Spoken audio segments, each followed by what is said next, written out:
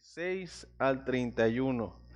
Hebreos capítulo 10, versículo 26 al 31. Vamos a leerlo juntos. Dice la palabra del Señor, Hebreos 10, 26 al 31.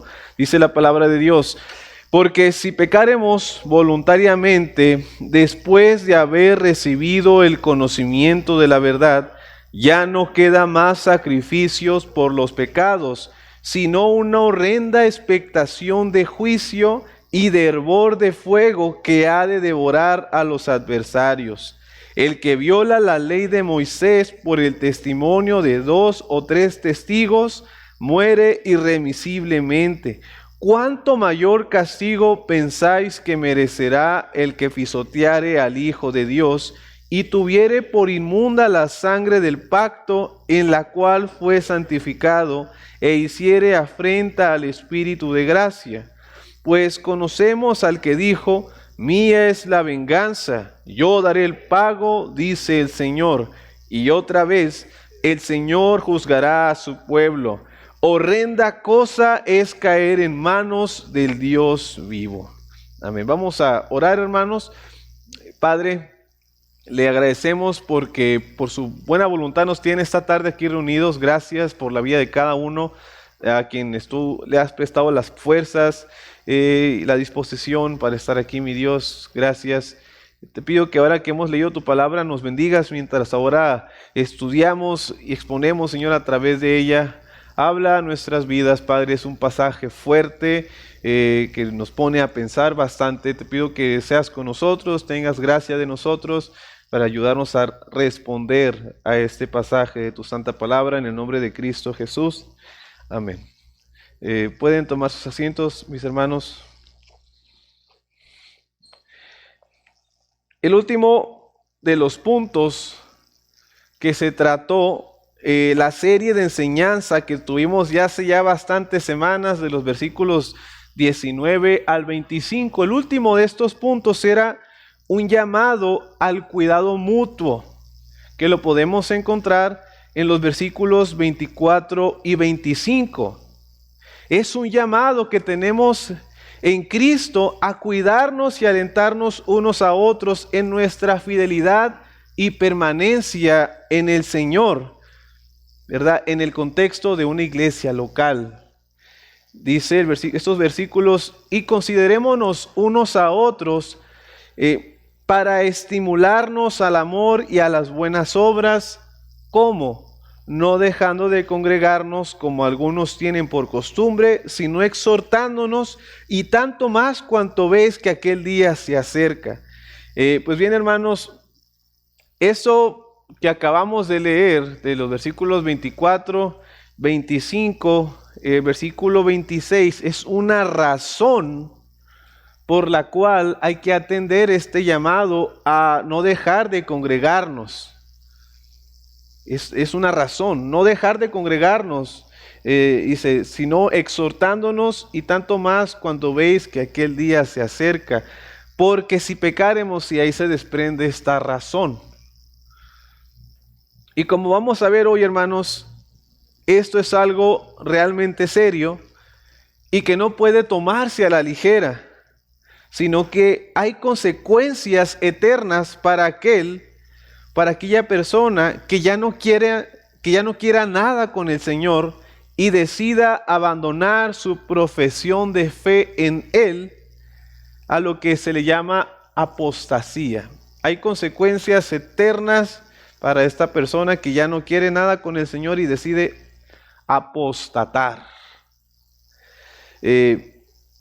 Vamos a ver, hermanos, que no dejando de congregarnos como algunos tienen por costumbre, no se refiere solamente a esta costumbre inmadura, vamos a decirle así, que muchos de nosotros llegamos a tener, de no querer asistir a las reuniones de la iglesia local cuando tenemos oportunidad para hacerlo. No se refiere solamente a eso. Hay personas, a veces nosotros, creo que hemos caído en la pereza. Híjole, nos acostumbramos quizás a irlo solo los domingos. Tenemos oportunidad de ir ya sea un miércoles, un viernes, y no queremos simplemente. podríamos hacer algunos ajustes, pero no queremos y decidimos no asistir.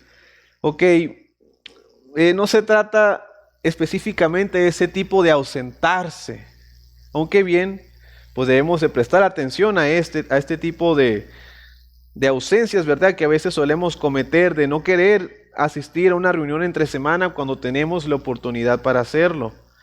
Para aquellas personas que quizás se les dificulte, que por motivos de trabajo, lo que sea, y puede hacerlo, aunque sea aunque llegue barrido, hágalo, aunque sea 2, 3 veces por mes. Es bueno, ¿verdad? Que nos veamos aquí, oremos unos por otros, estemos juntos como congregación. Habrá otros hermanos que quizás ahora sí que por trabajo, porque no la tienen de otra, o tienen turno de noche o lo que sea, pues no pueden estar aquí. Pero si usted puede hacerlo, hágalo. Y si conoce a alguien que puede estar aquí y no está, invítelo, anímelo. ¿Verdad? Es bueno estar con la congregación.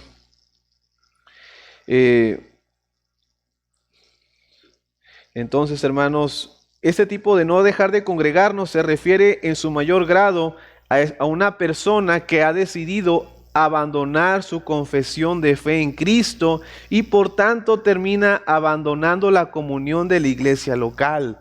Creo que esta es la intensidad de lo que está hablando el escritor aquí. A eso se refiere con no dejar de congregarnos, como algunos tienen por costumbre, a aquel que quiere apostatar de su fe en el Señor.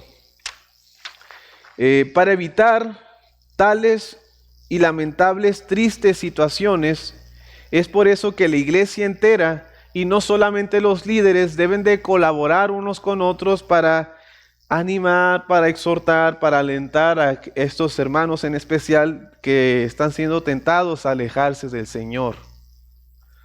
Es importante que la iglesia actúe en equipo para con estas personas, para que no acontezca lo que dice Hebreos 3:12, que dice: mirad, hermanos, que no haya en ninguno de vosotros corazón malo de incredulidad para apartarse del Dios vivo.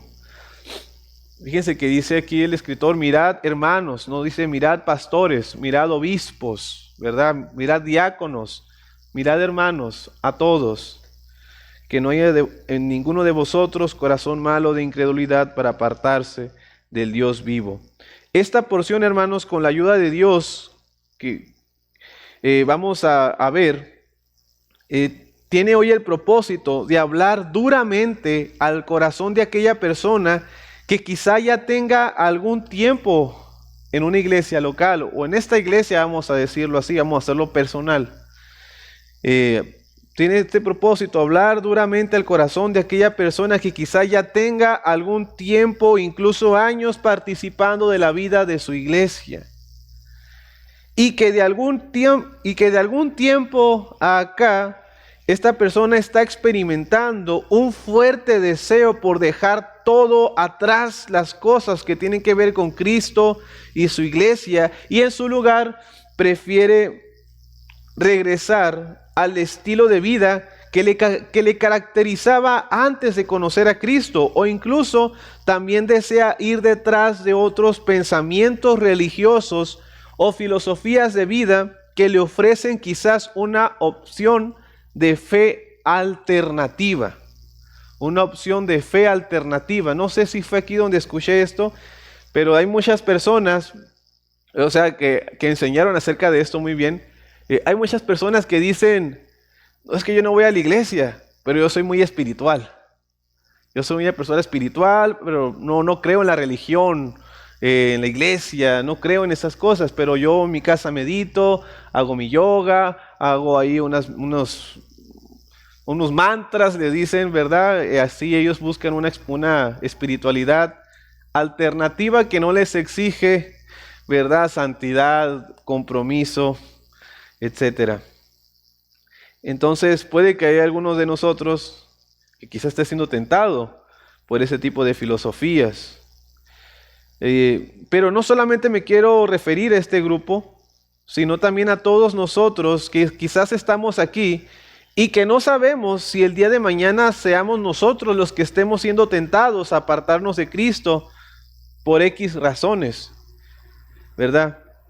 No quiero con este mensaje o serie de mensajes más bien que caigamos en esa incertidumbre, ¿verdad? ¿Seré salvo o no seré salvo? Y estar todos los días ahí temiendo, ¿y qué tal si no soy salvo? Eso tampoco glorifica a Dios. Uno tiene que estar seguro de su salvación, pero también la Biblia nos llama a examinarnos, que estemos dando frutos, ¿verdad? Que estemos verdaderamente confiando en Cristo, en su evangelio. Pero sí tenemos que cuidar nuestra vida, procurar cómo está Cristo en nuestra vida, qué lugar tenemos a Cristo en nuestra vida. Entonces, hermanos, el título para esta serie de enseñanza, que puede ser dividida en 2 o 3 partes, se llama El peligro de rechazar a Cristo. El peligro de rechazar a Cristo, de versículo de Hebreos capítulo 10, del 26 al 31. El peligro de rechazar a Cristo, y lo podemos dividir de esta manera, hermanos. En primer lugar, y lo que vamos a ver hoy, la advertencia de rechazar a Cristo, versículos 26 al 27. La advertencia de rechazar a Cristo, 26 al 27. Después vemos la gravedad de rechazar a Cristo, del 28 al 29, la gravedad de rechazar a Cristo. Y por último, y este punto quizás no le encuentre usted sentido por el momento, no se preocupe, dice el destino de rechazar a Cristo, del 30 al 31, el destino de rechazar a Cristo, del 30 al 31. Hoy, con la ayuda del Señor, vamos a abordar este primer punto, la advertencia de rechazar a Cristo. Y hermanos, y con esta serie de enseñanzas, Dios nos muestra 3 motivos que nos advierten, ¿verdad?, del peligro de rechazar a Cristo. 3 motivos que nos advierten del peligro de rechazar a Cristo. Entonces, ok, mis amados hermanos, vayamos al primer versículo que dice: porque si pecaremos voluntariamente, después de haber recibido el conocimiento de la verdad, ya no queda más sacrificios por los pecados. Este primer versículo tiene una estructura que creo que todos por lo menos la podemos identificar. Porque si pecaremos voluntariamente, 3 puntos, ya no queda más sacrificio por los pecados. A esto, hermanos, se le llama en la gramática o en la sintaxis una oración condicional. Una oración condicional. Es decir, una oración condicional está compuesta de 2 partes, una condición y un resultado. Una condición y un resultado. No quiero perder la seriedad del tema que estamos hablando, pero quiero que usted comprenda lo que es una oración condicional con esta historia, ¿verdad? Creo que con estos todos vamos a saber qué es una oración condicional. Esta pequeña historia pues aquí les va a ayudar mucho a mis hermanos solteros o que están ahí de novios, y después se reportan conmigo ahí con un refresco, con algo. Dice, un joven enamorado una noche decide sorprender a su novia escribiéndole un mensaje romántico. Quiere sorprenderla. Ya ella sabe que se acerca la hora en que ella se va a dormir y él quiere hacerle este detalle, quiere ponerse romántico con un mensaje y quiere que lo último que vea a su novia sea su mensaje para que se vaya a dormir con eso en mente, ¿verdad? Feliz, enamorada. Entonces este joven le escribe lo siguiente, muy bíblico. Novia mía, quiero decirte que te quiero mucho. Me siento muy feliz de poder tenerte en mi vida y que me dejes estar en la tuya. Oro para que Dios te guarde siempre y te bendiga. Novia mía, no me importaría trabajar más años que Jacob con tal de tenerte como mi esposa. No me importaría trabajar más años que los que Jacob trabajó por Raquel con tal de tenerte como mi esposa. No me importaría pelear contra Sansón, aunque éste tuviera en su mano la quijada de la asna, si él se interpone entre tú y yo. Si él se interpusiera, no me importaría pelear contra él. Y mucho menos la pensaría dos veces si tuviera que emprender un viaje hasta Nínive, si allá se encontrara tu morada. ¡Wow! Novia mía, te deseo una excelente noche. Dios te bendiga. Te veo mañana si es que no amanece con mucho calor.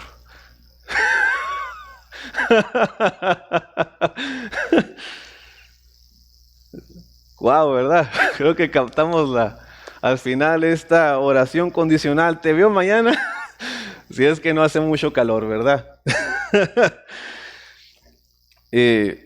Ahí tenemos, no se le va a olvidar, hermanos.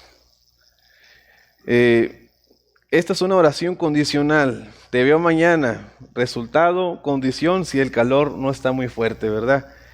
Aquí, hermanos, tenemos esta oración condicional al revés. Primero tenemos lo que es la condición primero, ¿verdad? Si pecaremos voluntariamente. Y el resultado viene más a lo último. Ya no queda más sacrificio por los pecados. Así que vamos a ver primero esta parte de la condición que menciona aquí, la condición.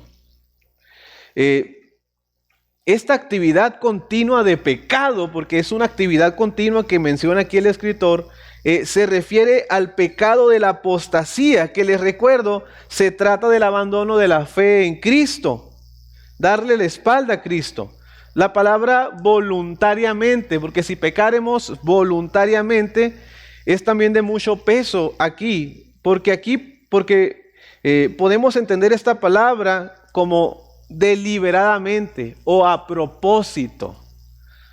Deliberadamente o a propósito, es decir, eso se refiere a un acto consciente, perfectamente premeditado, independientemente de cuáles hayan sido las circunstancias, ya sea el amor a este mundo, ya sea el temor a la persecución religiosa. El acto final va a ser, si el acto final es darle la espalda a Cristo, es apostatar de Cristo, es algo de lo cual la persona es totalmente responsable.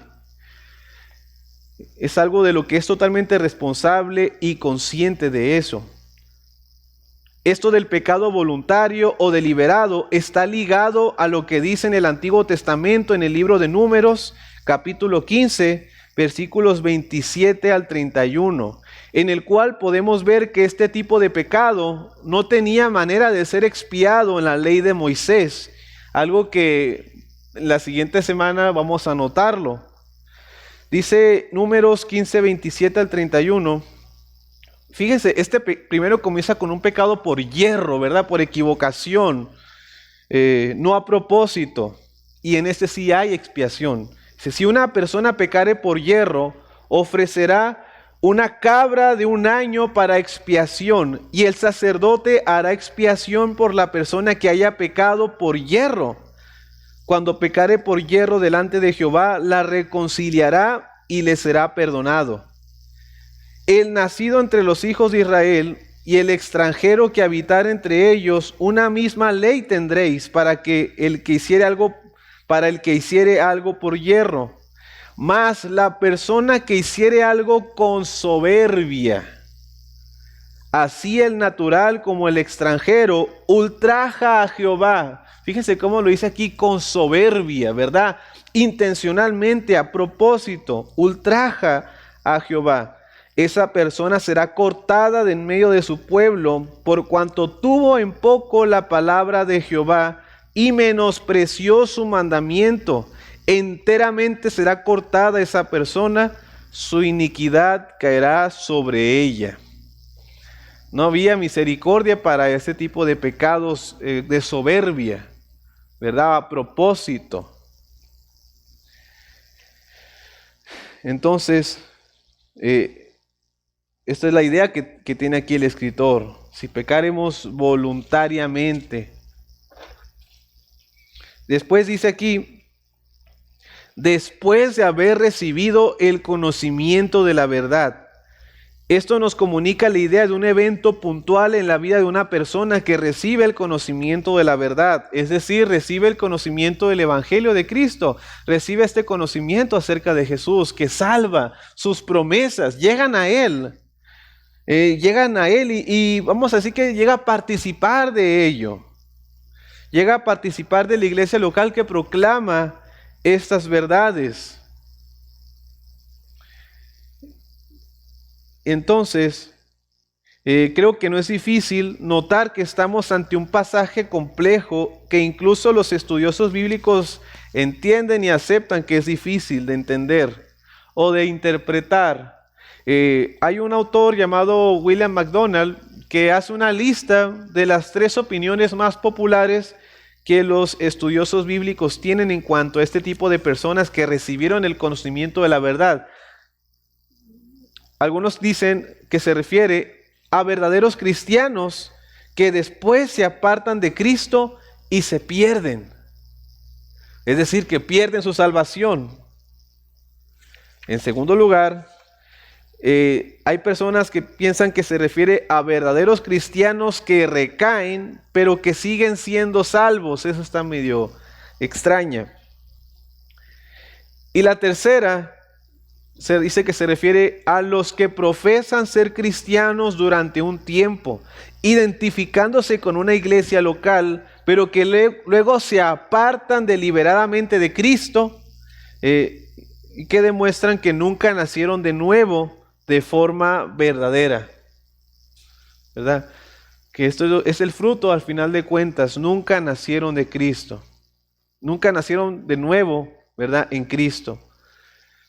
El punto de vista que su servidor sostiene y que creo que también los pastores y los maestros de aquí sostenemos es que se refiere al punto 3, ¿verdad? Personas que se involucraron en la vida de una iglesia local, pero que al final de cuentas deciden apartarse de Cristo, abandonar la fe, que demuestra que nunca fueron salvos. Ahora sí que aquellos que por un tiempo se involucran en la vida de la iglesia, pero que al final de cuentas terminan dándole la espalda a Cristo, independientemente de las obras o la función que haya empeñado en la congregación. Es decir, no importa si fue el que donó el terreno, el que construyó todo el edificio, el que donó para la construcción del edificio, el que pastoreó la iglesia, el que fue diácono de la iglesia, el que fue ujiero, músico. Ha pasado de todo, hermanos, ¿verdad? Personas que hicieron obras grandiosas, pero que al final de cuentas apostataron de la fe. Así que, ahora sí que por la intensidad y la seriedad del asunto que el escritor está tratando, la gramática no ayuda mucho en esto. Pero lo que, ahora sí, o sea, el autor está tratando un tema tan importante porque está exhortando a la congregación, así que gramaticalmente hablando no nos ayuda mucho entender a qué se refiere este pasaje, pero es por eso que lo debemos entender desde una teología o desde un contexto teológico, ¿verdad? De lo que nos enseña el Nuevo Testamento en cuanto a la salvación, el cual es claro de que la salvación, cuando es genuina, no se puede perder. No se puede perder. Así que, hermanos, así que este recibimiento del conocimiento de la verdad que alguna vez una persona haya experimentado en su vida, no significa necesariamente que se haya apoderado de él o haberlo hecho suyo. Y persona, o sea, de haber abrazado este conocimiento, haber nacido de nuevo, no necesariamente se refiere a eso, simplemente recibe un conocimiento. Hermanos, usted se sorprendería en el mundo de la teología cuántos teólogos hay que no tienen criterio, que abrazan cualquier cosa. Es impresionante, incluso hay un teólogo que dice que entre más no es un teólogo que nosotros acostumbramos, obviamente, pero es un teólogo que dice, entre más tú profundizas en el mundo de la teología, más te das cuenta de que no tienes que ser peleonero con los que piensan diferente. Es una tontería. O sea, hay gente que sabe bastante, pero que no tiene criterio y prácticamente no cree en el Evangelio y acepta cualquier tipo de mensaje. Entonces hay que tener cuidado con esto.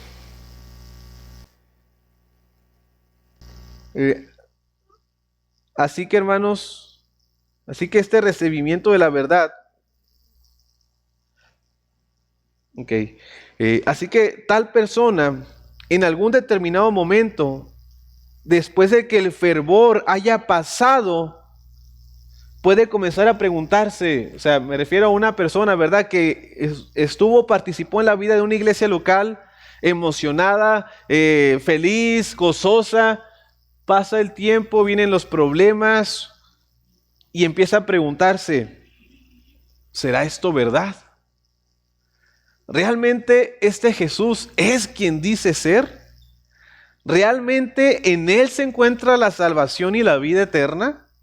¿Realmente vale la pena renunciar a la satisfacción que el dinero, la fama, el alcohol, las drogas, la inmoralidad me ofrecen con tal de seguir lo que Él dice? ¿Con tal de seguir a alguien que a lo mejor fue un farsante? Preguntas que vienen a la mente de una persona que está tentada a apostatar. O en el caso de la audiencia a la que el escritor escribe, dice, se podrían preguntar, ¿realmente este Jesús es mayor que Abraham, que Moisés, que la Torá, que el templo y que nuestra tradición oral? ¿Realmente será mayor que eso? ¿Realmente vale la pena exponerme a la muerte con tal de seguir aferrado a Él y estando involucrado con los que siguen creyendo en Él? ¿Realmente vale la pena? O sea, eran preguntas que comenzaban a surgir en la mente de alguien tentado a la apostasía. Y finalmente, tales personas deciden por hacer caso a sus cuestionamientos y decidir ya no querer saber más de Cristo, incluso ponerse en su contra y ponerse en contra de aquellos que siguen aferrados a Él. Es decir, perseguir a otros cristianos. Mis amados hermanos, no dejemos de examinar nuestro corazón sobre este tema. No dejemos de examinarnos. De nuevo, no quiero que nos metamos en ese limbo, ¿verdad? De meter todos los días la duda, ¿seré salvo? ¿No seré salvo? Pero sí tenemos que estarnos examinando si realmente estamos dando fruto en nuestra vida. Continuando, hermanos, con el argumento del escritor, ¿qué pasa? ¿Qué pasa si alguien, habiendo conocido la verdad del Evangelio de Jesucristo, en determinado momento voluntariamente decide alejarse de Él? ¿Qué pasa con él? Aquí es donde entra el resultado de esta oración condicional. El resultado es que ya no queda más sacrificio por los pecados. La idea de esta porción es simple. Habiendo rechazado deliberadamente a la persona de Jesucristo y la salvación que Él ofrece, ya no existe otra manera en que los pecados puedan ser perdonados. Ya no hay otra manera. Esto tenía especial importancia para la audiencia a la que escribe el autor, pues siendo judíos, ellos pensaban regresar a las normas de las leyes ceremoniales del Antiguo Testamento, pero estas ya no servían para nada, puesto que con la venida de Cristo y su posterior muerte, resurrección y ascensión, estas leyes pues quedaron revocadas, ¿verdad? Quedaron obsoletas, tal como se menciona en el capítulo 10. Capítulo 10, verso 1, porque la ley, teniendo la sombra de los bienes venideros, no la imagen misma de las cosas, nunca puede, por los mismos sacrificios que se ofrecen continuamente cada año, hacer perfectos a los que se acercan. Así que, hermanos, estos hebreos que se estaban decidiendo por dejar a Cristo atrás y regresar a su antigua religión, lo estaban haciendo en vano, puesto que estos sacrificios ya no les iban a servir para nada. De hecho, tales prácticas le durarían muy poco tiempo, puesto que a los pocos años su templo sería derribado por Roma. Para nosotros, que somos gentiles, que probablemente no estemos siendo tentados al judaísmo, a hacernos judíos, aunque no falta uno, ¿verdad?, que sí se quiera sentir el Mesías. Nosotros que somos gentiles, no estamos generalmente siendo tentados a convertirnos al judaísmo, pero aún así en nuestros días estamos expuestos a religiones en las cuales se proclama un falso evangelio que descansa en la fuerza del hombre, en los cuales también son inútiles y no tienen nada que ver con Cristo, ni pueden lograr el perdón de nuestros pecados, ni pueden conducirnos a una vida de verdadera piedad. Aunque estas religiones o filosofías sostengan una Biblia en mano, la pueden llegar a torcer totalmente para proclamar un evangelio falso.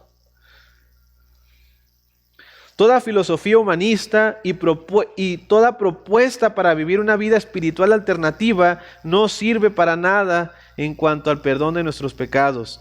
Si dejamos a Cristo por seguir tales corrientes, estamos haciendo igual que lo que haría un hombre, hermanos, que está casado con una hermosa esposa que le ha sido fiel toda su vida y le ha dado hijos. O sea, un hombre que deja a Cristo por seguir un evangelio falso es como quien abandona a esa mujer por irse con una mujer de la calle, ¿verdad? Es una necedad. Es una necedad, hermanos. Y bueno, para solamente concluir este versículo que sigue, porque hace este juego, dice, versículo 27, ya no queda más sacrificio por los pecados. ¿Qué es lo que queda? Dice, queda una horrenda expectación de juicio y de hervor de fuego que ha de devorar a los adversarios. Una horrenda o terrible expectación o espera de juicio y de hervor. Esto puede entenderlo también como celos de ira o celos de fuego que han de devorar a los adversarios. Esto, hermanos, es lenguaje fuertemente profético, ¿verdad? Son ideas tomadas de pasajes del Antiguo Testamento que mencionan el celo de Dios, como Isaías 26:11, Sofonías 1:18, Ezequiel 38:15, entre otros.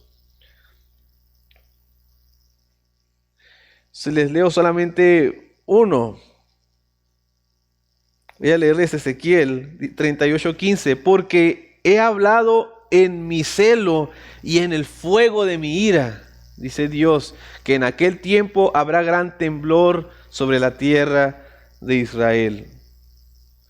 Entonces, esto es lo que le espera a la persona que decide dejar a Cristo por buscar otras opciones. Ya no tiene salvación, ya no tiene esperanza, no hay otro lugar. Solamente le queda esperar el juicio de Dios. Y fíjese cómo dice aquí, y de hervor de fuego que ha de devorar a los adversarios. Todo aquel que da la espalda a Cristo no puede permanecer al margen. Es decir, una persona que decide dejar a Cristo, aunque diga, ¿verdad? Es que yo no me voy a meter con los cristianos. Yo quiero, a mí Cristo me es indiferente. No me le voy a oponer a Él. Solamente me es indiferente. Aún así, se convierte en un adversario, ¿verdad? Que va a recibir el debido castigo por su apostasía, si es que no se arrepiente, ¿verdad? Antes. Siempre hay esperanza de venir a Cristo. Así que, hermanos, consideremos esta primera parte, vamos a terminarlo aquí, esta advertencia de rechazar a Cristo. Hay peligro, hermanos, en rechazar a Cristo. Con Cristo no se juega, no se juega. Así que hemos visto el primero de los tres motivos que nos advierten del peligro de rechazar a Cristo. Nos advierte este peligro. Quedémonos pensando, hermanos, nuevamente, en qué lugar tenemos a Cristo en nuestra vida. ¿Cómo está nuestro amor por Él? ¿Cómo está nuestro compromiso con Él? ¿Crece más cada día? ¿O por el contrario, se va haciendo más y más débil este compromiso que tenemos con Él? Cuidémonos de ir en la dirección equivocada, hermanos. Vamos a orar. Padre, te damos gracias, Padre, por tu palabra, que nos has hablado, Padre, y quizás también incomodado con este tema. Te pido que así sea, Padre. Incomoda nuestros corazones, llévanos a escudriñar nuestras vidas, llévanos a orar más fervientemente por nuestra iglesia, llévanos a orar más fervientemente por aquellos que conocemos que se han apartado de ti, aunque hayan pasado años aquí adentro. Aún hay esperanza para ellos, Padre. Ten misericordia. Los ponemos en tus manos, mi Dios, y cuida a su iglesia, Padre, y ayúdanos a que nos cuidemos unos a otros. En el nombre de Cristo Jesús. Amén.